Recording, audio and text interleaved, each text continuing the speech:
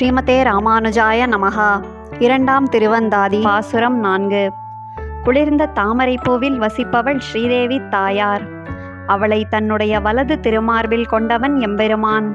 அவன் வாழக்கூடிய தலைநகராக என்னுடைய நெஞ்சை அமைத்தேன். அங்கே பக்தியின் முதல் நிலையான என்னுடைய நேசம் என்னும் முத்தை அன்று புதிதாக மலர்ந்த வெளி இதழ்களாக வைத்தேன்.